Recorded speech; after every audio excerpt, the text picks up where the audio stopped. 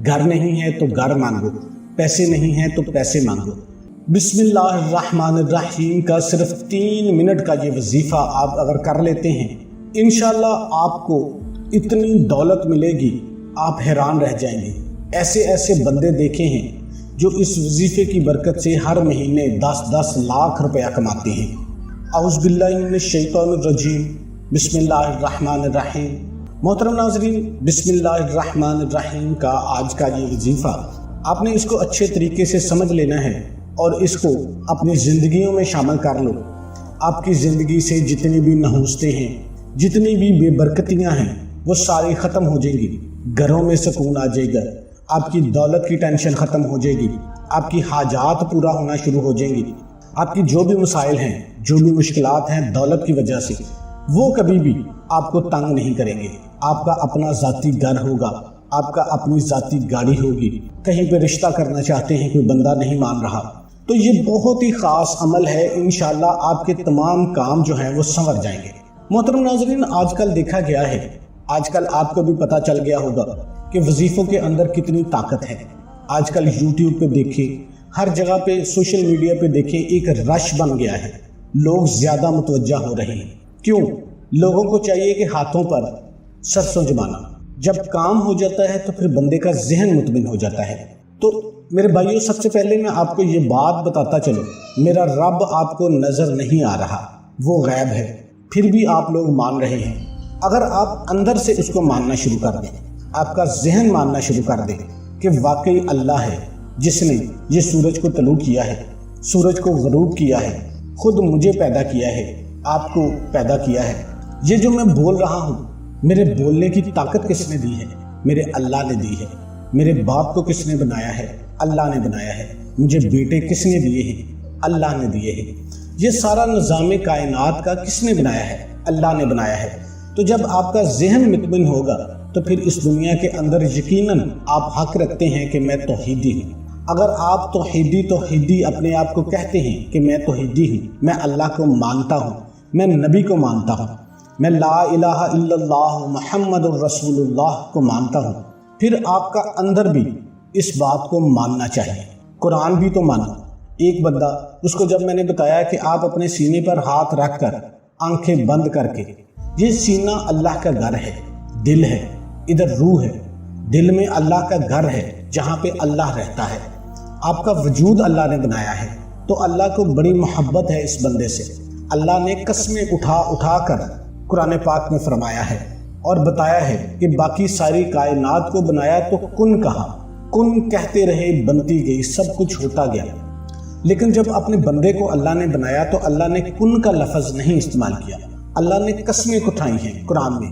قرآن کہتا ہے کہ میں نے جب انسان کو بنایا، اللہ فرماتا ہے مجھے والتین کی قسم ہے، زیتون کی قسم ہے، طور سینا کی قسم ہے، مکے شہر کی گلیوں کی قسم ہے، اور چوتھے نمبر پر جب یہ 4 قسمیں کھا لی تو 5ویں نمبر پر فرمایا مجھے اپنے ذات کی بھی قسم ہے۔ تو پھر کیا کیا؟ خلق الانسان، پھر بندے کو پیدا کیا۔ سورہ 3 کی یہ آیتیں ہیں، والتین والزیتون وطور سینین وہذا البلد الامین لقد خلقنا الانسان فی احسن تقویم۔ ہم نے انسان کو بہترین تخلیق کیا ہے۔ تو اللہ کو اپنے بندے سے بڑی محبت ہے، لیکن بندہ اندر سے یہ مان لے کہ میرا اللہ ہے، تو اللہ تعالیٰ اس کے ہاتھوں میں اتنی طاقت رکھ دیتا ہے، اس کی زبان میں اتنی طاقت رکھ دیتا ہے۔ اس کی مثال میرے نبی حضرت محمد مصطفیٰ صلی اللہ علیہ وآلہ وسلم آپ کے سامنے بہترین مثال ہے، ان کی زندگی ایک بہترین مثال ہے۔ میرے نبی ایک دفعہ جنگ بدر میں گئے تو مسلمان تھوڑے تھے، کافروں کی تعداد زیادہ تھی، بے شمار، اور ان کے پاس اس دور کے جو نئے ہتھیار تھے جنگ والے وہ بھی تھے، زرہ تھی، تیر تھے، یہ سب کچھ تھا، جو بھی جنگی پاور ہوتی ہے وہ سب کچھ تھی۔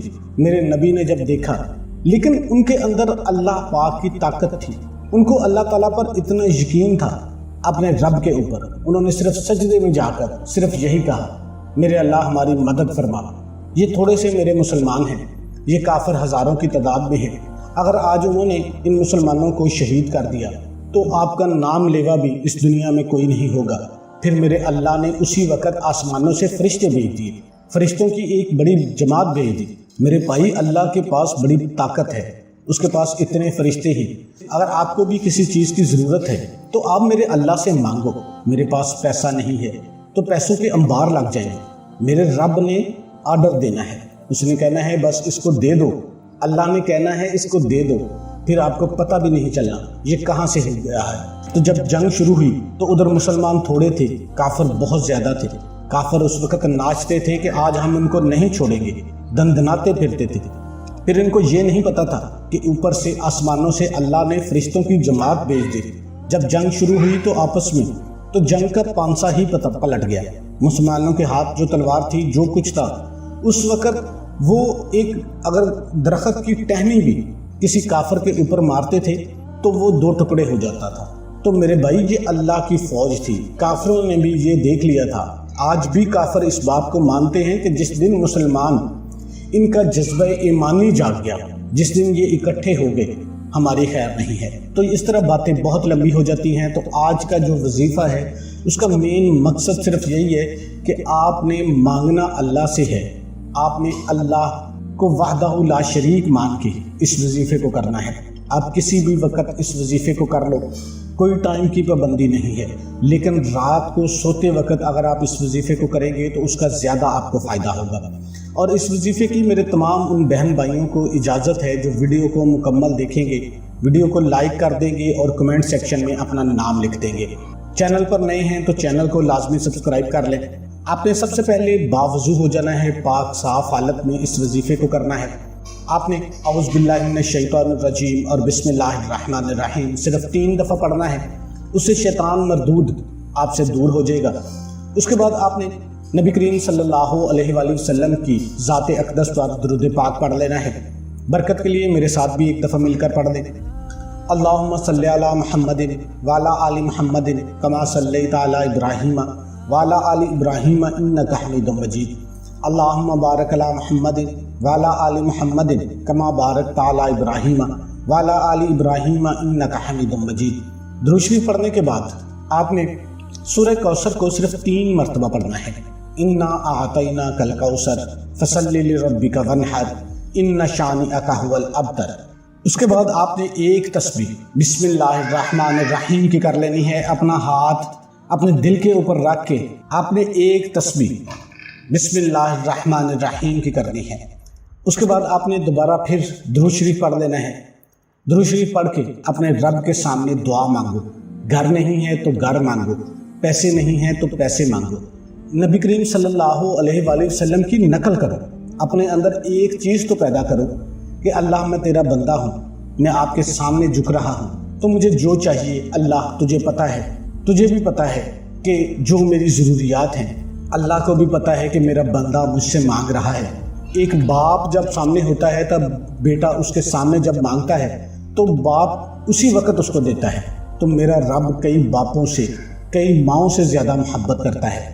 تو ایک مثال آپ کو دے دی ہے، اسی لیے آپ نے اللہ پاک سے گڑ گڑا کر اپنے مقصد کے لیے دعا مانگنی ہے۔ جو بھی آپ کی ضروریات ہیں ان کے لیے آپ دعا مانگ لو۔ کوئی بھی وظیفہ نماز کے بغیر مکمل نہیں ہوتا۔ 5 وقت کی نماز آپ نے لازمی ادا کرنی ہے، اور اس وظیفے کو مسلسل آپ نے رات کو سوتے وقت جاری رکھنا ہے۔ تمام دوستوں سے گزارش ہے کہ اللہ کے 99 ناموں میں سے ایک نام کمنٹ میں لازمی ٹائپ کریں۔